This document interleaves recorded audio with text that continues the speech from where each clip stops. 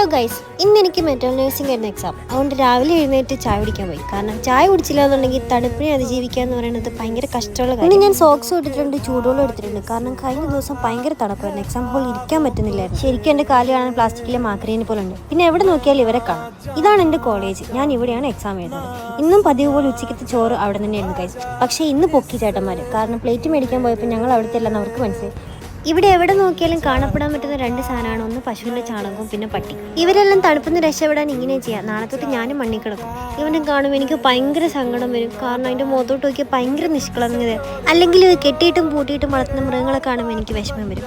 തിരിച്ചു വന്നപ്പോൾ ഞാൻ തുണി അലക്കി. കാരണം 2 ദിവസത്തെ തുണി അലക്കാനുണ്ടായിരുന്നു. എനിക്കാണെങ്കിൽ തണുപ്പായതുകൊണ്ട് വെള്ളത്തിൽ തൊടാൻ ഭയങ്കര മടിയായിരുന്നു. ചില സമയം ഞാൻ പൂച്ചയാവാറുണ്ട്. ശരിക്കും പറഞ്ഞാൽ ഇതൊക്കെ കാണുമ്പോൾ ഭയങ്കര സങ്കടം വരും.